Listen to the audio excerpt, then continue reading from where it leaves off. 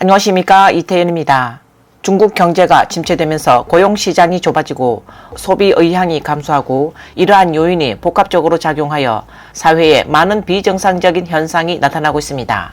네티즌들은 이러한 현상은 과거에 들어본 적이 없다며 현재 중국 경제가 직면한 어려움을 강조했습니다. 물가의 지속적인 상승은 생활 비용에 대한 압박을 가중시키고 있습니다. 채소와 과일 같은 생필품 가격이 급등하고 심지어 육류 가격에 버금가고 있습니다. 이는 주민들의 생활 부담을 가중시키며 행복감을 크게 떨어뜨립니다. 영상에서 보시면 시금치 500g이 18.98위안, 한화 약 3,500원, 오이는 500g이 6.99위안, 한화 약 1,300원입니다. 가난한 집 아이들은 또 영양실조에 걸리게 생겼습니다. 국민들의 삶이 정말 너무 힘듭니다. 과일 하나가 8위안, 12위안, 심지어 10몇위안이고 채소도 한 근에 4, 5위안, 6, 7위안입니다. 돼지고기 가격은 더 황당해졌습니다. 거의 30위안까지 올랐습니다. 원래 대부분 20위안대였습니다. 지금 100위안으로 뭘 살 수 있을까요? 카놀라유 한 병, 우유 한 박스, 그리고 삼선육 2근, 새우 2근 정도밖에 살 수 없습니다. 게다가 최근 가스비도 2배로 올랐습니다. 현재 한여름인데도 말이죠. 한 달 전기료가 1,000위안을 넘을 겁니다. 월급이 4,000위안이나 5,000위안인 사람들은 대체 어떻게 살까요? 주목할 만한 점은 상하이의 많은 화이트 칼라 근로자들이 점심을 싸우기 시작하면서 소비 수준이 크게 떨어졌다는 것입니다. 영상에 나온 이 여성은 상하이에서 생활비로 500위안, 한화 약 93,000원 사용하는 것에 도전하고 있습니다. 상하이에서 500위안으로 한 달 생활하기. 8월의 9일째. 좋은 아침입니다. 오늘 아침은 굶고 점심은 도시락만 싸서 출근했어요. 그냥 대충 살아가는 거죠. 퇴근 후에 고추장을 만들려고 양파, 고수, 마늘을 샀고 작은 고추를 6.9위안에 3근을 샀고 가지 5근에 11위안밖에 안 돼 샀어요. 이걸 말려서 가지 말랭이를 만들려고요. 그리고 고추를 5근 샀는데 14위안밖에 안 돼요. 슈퍼에서는 한 근에 10위안이나 하거든요. 정말 잘 샀죠. 저녁은 간단히 속 없는 만두와 소시지를 먹었고 레몬수도 한 잔 마셨습니다. 오늘 38.85위안을 썼고 8월달은 아직 22일이 남았어요. 식비는 500위안에서 214.33위안이 남았습니다. 대도시에서 외지 청년들은 정말 힘겹게 생활하고 있습니다.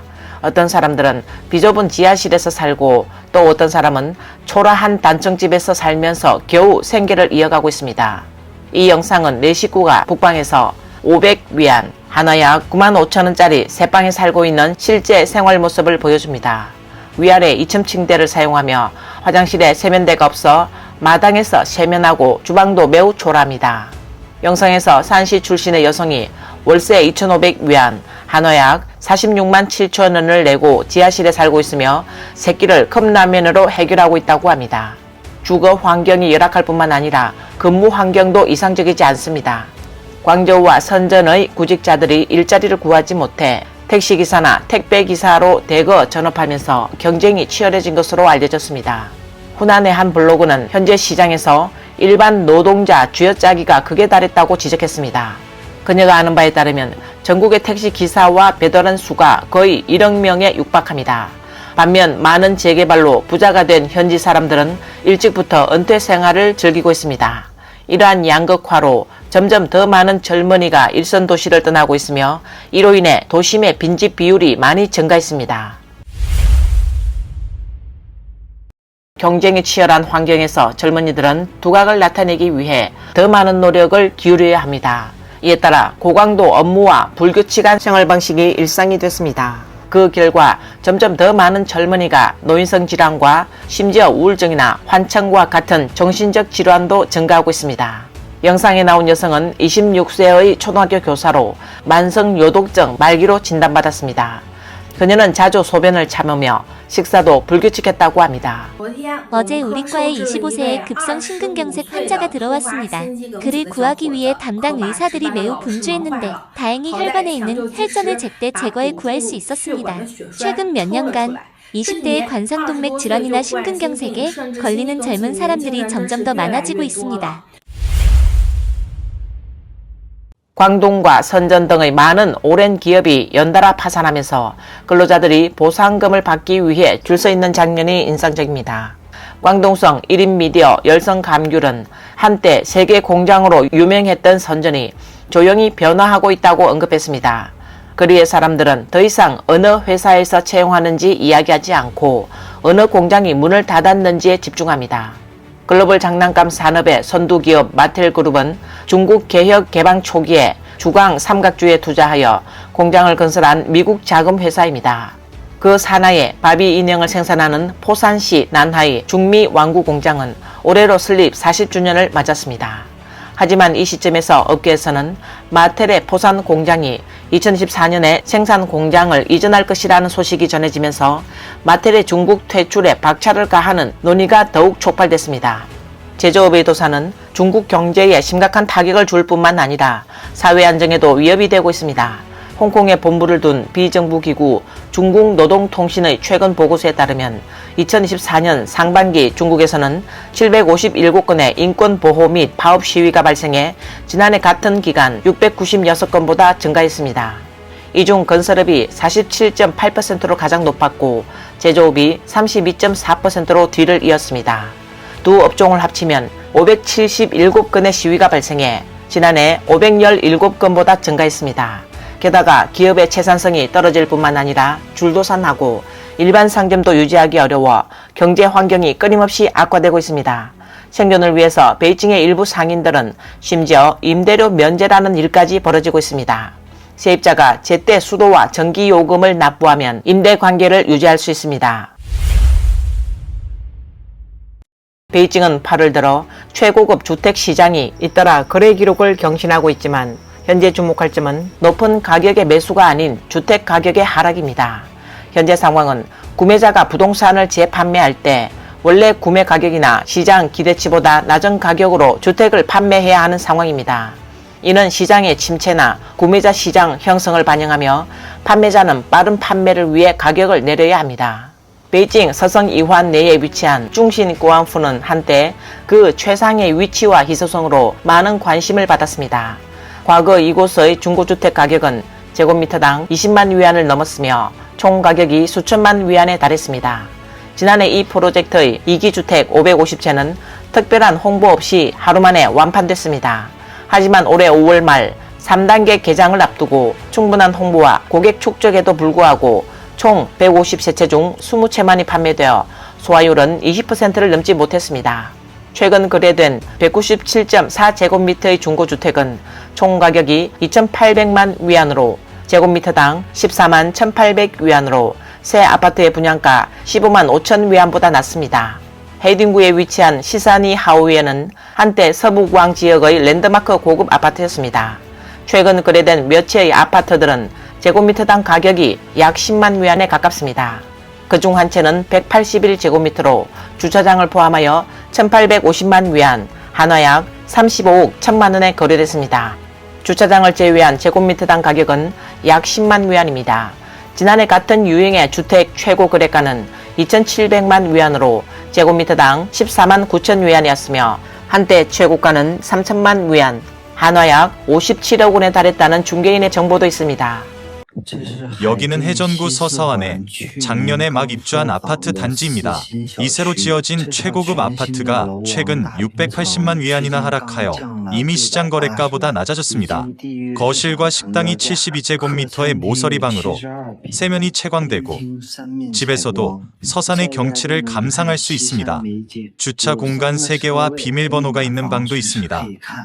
또 왕경 근무부는 조양구의 핵심 산업의 상징적인 고급주택입니다.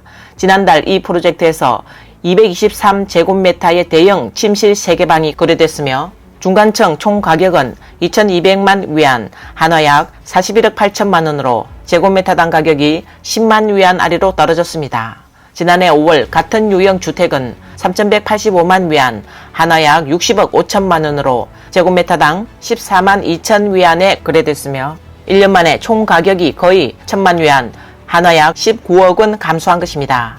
2024년 이래 심양, 닝더, 주해 등 최소 11개 도시에서 부동산 가격 제한 정책이 이미 철회됐습니다.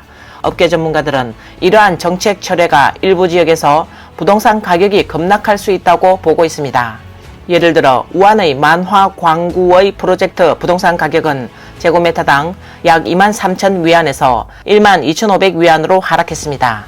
광저우의 황거부리만 프로젝트의 가격도 제곱미터당 20,000위안에서 13,300위안으로 하락했습니다. 업계 전문가들은 가격 제한 철회가 일부 지역의 가격 급락을 유발할 수 있으며 이로 인해 시장의 불합리한 조정을 초래할 수 있다고 지적합니다. 중원부동산 수석 전문가 장다웨이는 현재 시장 환경에서 가격 제한이 철회되더라도 개발업체들이 고가의 주택을 팔기는 어렵다고 밝혔습니다. 중국 당국은 부동산 시장을 부양하기 위해 여러 가지 정책을 시행했지만 시장 하락 추세는 여전히 멈추지 않고 있습니다. 데이터에 따르면 올해 첫 7개월 동안 상위 100대 부동산 회사들의 총 매출은 전년 대비 40.1% 감소했습니다. 일부 네티즌은 중국 부동산 시장이 여러 해 동안 누적된 과잉 생산으로 가격 하락이 더욱 심화될 수 있다고 우려하고 있으며 미완성 부동산의 위험이 있을 수 있는 부동산 구매를 피하라고 경고했습니다. 대만학자 류명진은 중국 경제가 바닥에 가까워지고 있지만 언제 반등할지는 여전히 지켜봐야 한다고 분석했습니다. 그는 내수 부족, 지방정부의 부채 문제, 부동산 시장의 침체 및 가계 재정 구조의 불안정이 경제 회복을 저해하는 주요 요인이라고 지적했습니다. 류명진은 특히 고용 문제와 지방정부의 부채가 현재 경제 회복의 핵심이며 지방정부는 과중한 부채 부담으로 더 이상 인프라 건설을 통해 투자를 촉진하기 어려운 상황이라고 강조했습니다.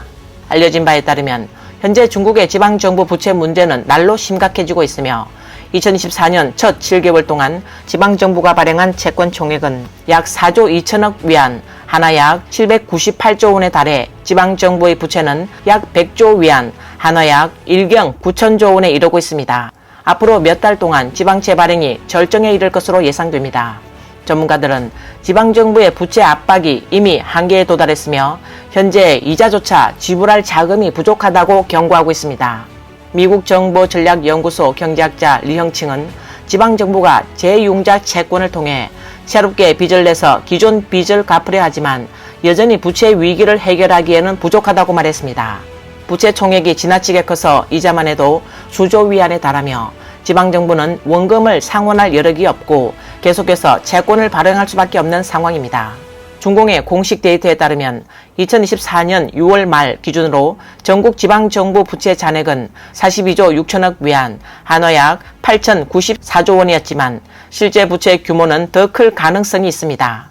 골드만삭스 추정에 따르면 지방정부 융자 플랫폼을 포함한 잠재적 부채는 총 94조 위안, 한화 약 17,860조 원에 달합니다. 이처럼 막대한 부채에 직면한 지방정부는 상환 동력을 상실하고 있으며 일부 지역에서는 재정적 어려움이 발생해 급여 삭감과 감봉 등의 현상이 나타나고 있습니다. 새로 발행된 채권은 주로 인프라 건설에 사용되고 있지만 그 효과는 예상보다 더 미치지 못하고 있으며 일부 특별 채권 자금은 휴유 상태이거나 비정상적으로 사용되고 있습니다. 리영칭은 지방정부가 부채 문제를 국유기업과 은행으로 계속 떠넘기면서 악순환을 일으키고 있다고 지적했습니다. 대형 국유기업과 은행들은 이러한 채권을 보유해야 하며 결국 부채 폭발 위기로 이어질 수 있습니다. 이에 따라 골드만삭스는 중국 주요 국유 은행들의 주식 등급을 하향 조정했습니다. 전 민진당 중국 사무소 주임 옌젠파는 외부 환경의 엄격한 통제, 첨단 기술 금지 조치 및 자금 유출로 중국의 제조업, 수출, 내수가 모두 침체된 상태에 있으며 경제 상황이 개선되기 어려운 상태라고 지적했습니다. 옌젠파는 시진핑의 문화대혁명식 경제정책을 비판하면서 이러한 정치적 수단이 경제 발전에 적합하지 않다고 평가했습니다. 그는 현재 중국의 공공소유 경제체제가 민간 기업에 대한 지원이 부족하여 자본 유출이 심화되고 있다고 지적했습니다. 부동산 시장의 심각한 손실과 내외 경제 압력의 증가로 시진핑 정책은 점점 더 큰 도전에 직면하고 있으며 시진핑의 집중적 권력 장악 방식이 다른 지도자들의 영향을 악화시켜 중국 경제를 어려운 상황에 빠뜨리고 있다고 언급했습니다. 오늘 영상은 여기까지입니다. 시청해주셔서 감사합니다.